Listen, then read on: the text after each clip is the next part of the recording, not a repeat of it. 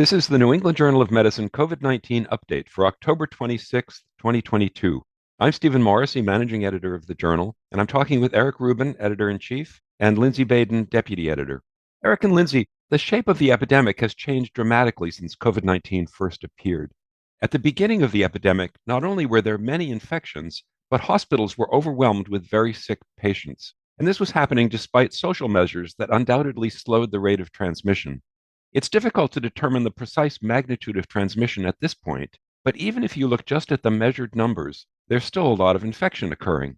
But the rate of hospitalization and death has plunged, even though we've dropped many of the social measures that were implemented early in the outbreak to prevent transmission. So have we just gotten a lot better at treating this illness? Steve, I think the answer is yes. We have gotten a lot better at treatment, but that's not clearly responsible for the differences that you're noting. I don't know the numbers, but I suspect that only a very small proportion of infected people right now are receiving any specific therapies. The fact is that many fewer people are showing up at their doctor's offices or emergency departments, even though they haven't been treated. So, Steve, I think you're right in that testing has gotten a whole lot better compared to 2 years ago, even a year ago. And we also have new ways of doing surveillance, such as in wastewater, which allows us to understand in communities what's going on as opposed to individuals. Taken together, it's clear that there's lots of transmission going on in communities, but very little hospitalizations. And Eric, as you say, this is unlikely due to treatment in that small numbers of individuals are being treated compared to what these types of data are telling us, suggesting that severity of illness may just be less, in part related to increased ability to detect who has infection as opposed to who's hospitalized with infection. Certainly, vaccination has had an impact, but there remains a significant percentage of the population in many countries, including the United States, who haven't received the vaccine. And we spent the past couple of months talking about how vaccines have become less effective over time. So, are vaccines responsible for the decrease in hospitalizations? Well, in part, yes, they certainly deserve a lot of credit. Vaccines have had less of an ability to block infection and illness, but those who receive vaccines continue to be at far less risk of severe disease than people who are not vaccinated and who have not had prior infection. But there is more to this. The very high rate of prior infection in the population at large means that there are high levels of immunity, even among those who have not been vaccinated. So, Eric, as you point out, there's hybrid immunity. And so it's difficult to measure how much hybrid immunity is in the community. But there are other factors that may be impacting severity of illness. There's the variants. As the virus evolves, does that change its virulence and the degree of illness it causes? And there's also something that's probably even harder to measure, maybe some degree of selection. And what I mean by that is those individuals in the community who may be more at risk for becoming severely ill may have become severely ill. And therefore, it may change the population at risk for severe illness. So there are a variety of factors that may be impacting how much severe illness we're seeing. But it is important for us to realize that at least on the hospitalization side, there is a decreased evidence of severe illness. I think you're pointing out an important point here. It's not a random sampling of people who've been vaccinated.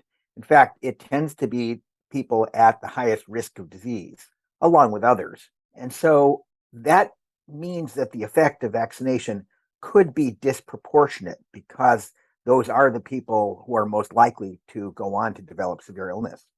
I'd like to talk about a study that tries to quantitate the relative magnitude of protection offered by prior infection versus vaccination in the Omicron era. But before we get there, Lindsey, let me ask you your thoughts about why vaccines that we use today are good at limiting disease severity, but not so effective at preventing disease in the first place. So, Steve, I think that there are some important concepts here for us to frame carefully. As we think about vaccine effectiveness and disease, we need to think about what our definitions are. And the original definition, or the classic definition that we all reflect on when we hear about vaccine efficacy, has to do with breakthrough infection, not severe illness.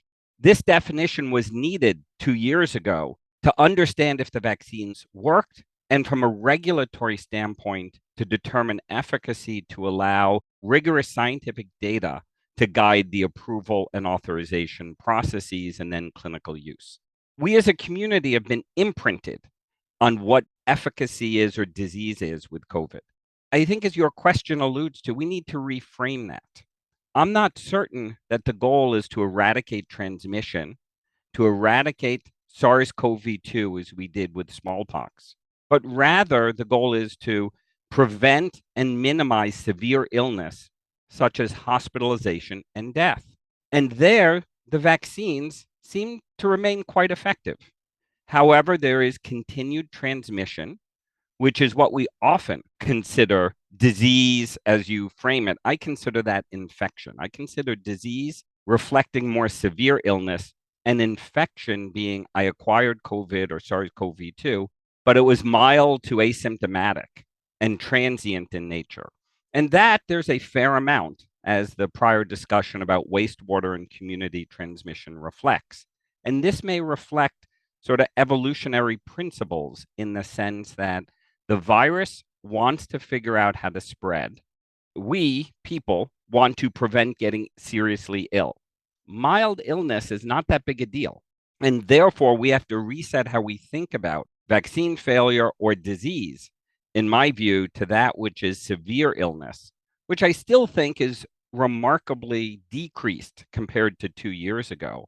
But transmission is not, and that may in part be related to compartment issues such as the mucosal or respiratory compartment versus the systemic compartment, something we've discussed before, but for which we don't have adequate studies to really inform our thinking. So overall, Steve, I actually think that the current community immunity, substantial parts of which are from vaccines, remain quite effective at preventing severe illness, though we need to stay vigilant as new variants emerge. Lindsey, I'd add that this is not that unusual a situation. There are several infections where it appears that very high levels of immunity, usually measured as high levels of serum antibody, can prevent infection. But as those levels fall, while people can get infected, they don't tend to get severely ill. The classic example of that is malaria, but it's true for respiratory viruses other than SARS-CoV-2 and gastrointestinal viruses. So it's not that unusual a situation. And remember that we are seeing pretty good replication by vaccines of what we see from natural infection. So, Eric, along those lines, that's why many of us, myself included, are worried that this year's flu season may turn out to be one of the more severe flu seasons, in part related to the lack of infection and boosting in general that may have occurred over the last 2 years, in part related to our masking and other behaviors that decrease transmission of respiratory viruses. I think we often don't appreciate subclinical infection with respiratory viruses that leads to boosting of the immune response. Of course, with flu, there's often a fair amount of severe illness, which is why better vaccines in that space are also needed for both systemic and mucosal immunity. Let's get back to the study we published today, which looked at disease risk in what was a real captive population. How did this study work? The captive population you're referring to, Steve, is inmates in the California Department of Corrections and Rehabilitation prison system, and the somewhat less captive prison staff. This is an attractive setting to do this kind of study, since infection rates are very high in these congregate settings, and at least for prisoners, there is limited mobility and good record keeping.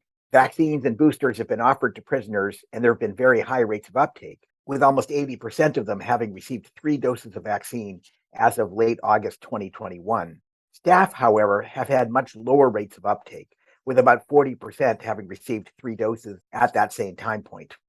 Omicron was first detected in December of that year, with several large outbreaks. The investigators included those who'd been incarcerated or employed since the beginning of January of 2021 to ensure that they had complete records. For vaccinated individuals, they only included those who'd received mRNA vaccines. There was very intensive testing during the period that were studied in the prison system, with both risk-based testing and, for some amount of time, weekly screening, all by RT-PCR. In addition, there are very good records of vaccination. Thus, the investigators can combine all of these data to estimate the risk of infection in those who've been vaccinated, had prior infection, or both. The study included more than 75,000 people who had an infection rate of more than 30%. So there was an excellent opportunity to get significant numbers. So, Eric, as you point out, these kinds of congregate settings where there is exquisite ability to monitor for key parameters such as vaccinations and testing for incident infection allow us to have systematic data to provide a better inference about transmissibility. So it's incredibly valuable that investigators have leveraged this community to help us understand transmission of these newer variants. And what did these investigators find? Half of the residents and a third of the staff had had previous infections, mostly during the wave of infections caused by the Delta variant. 2 doses of vaccine had very limited effectiveness, less than 20%, but that rose to about 40% with 3 doses. Prior infection without vaccination produced protection rates of a little less than 30% for those infected before the Delta era and close to 40% for those with likely Delta infections. Combining infection and vaccination rose as high as about 85% effectiveness for those with 3 doses and a prior Delta infection. The numbers were somewhat different, but broadly similar in the staff. Altogether, it seems that both vaccination and prior infection with other viral variants are protective, but the combination is very highly effective in this population with high rates of infection. The study didn't separate out severe disease, but it's likely that protection would look even better given what we discussed earlier. Eric, as we talked about earlier, these data show us vaccine failure and rates of it in the context of prior immunity for acquisition of SARS-2. What is not as easily assessed, as you note, is the severity of illness, likely due to limited amount of severe illness. So I think as we report data and as we understand the implications of vaccination and subsequent infection, clearly delineating what's breakthrough with mild to asymptomatic illness versus severe illness, I think is very important. So that in our lexicon, as we think about vaccine failure and prior immunity failure, it's in relation to severity of illness rather than acquisition of infection. What we don't know here, related to these high levels now of hybrid immunity in this community, if there are differences in the sequence of events, vaccine, infection, infection, vaccine, and I think that there will be much to learn about how we elicit the strongest immune response. And then even if you've had natural infection, the value of subsequent vaccination to boost the infection to make it stronger and more durable, I think are important issues that will emerge as we better understand hybrid immunity and how to augment protection, especially against severe illness. Those are good points, Lindsey. I think the easiest take-home message from this is that vaccines offer protection and that prior infection offers protection. Both of them, however, are limited. And it's clear that combining, at least in the sequence that occurred naturally in the study, is far better. And it's likely that whatever sequencing occurs, infection followed by vaccination, vaccination followed by infection, or some sort of mixture, it's always going to be better to have both than just have one in terms of ultimate protection, either measured by infection or measured by severe disease. This study, as you said, was performed early during the Omicron era, and it ended this past April. So do we have any idea whether the findings would still apply now? I think it's likely that the numbers would be different if the study were performed now, but which direction the numbers would go in is really a question. On one hand, we would expect more fading of the immune response given a longer time from vaccination or from infection. On the other hand, many people have had infections with Omicron by now, and some have received a bivalent vaccine, both of which might produce better cross protection against the subvariants that are circulating today. As we've said in earlier podcasts, it's difficult to get a very precise handle on the number of infections that are occurring today, but it's clear that the number of hospitalized people continues to be fairly low. So overall, I think we remain in a pretty good position, even if the statistics are going to be different. Eric and Steve, as we go into winter, And much of the community has relaxed masking and other behaviors that decrease transmission. We need to think carefully about how best to augment immunity, as that is something we carry with us 24/7.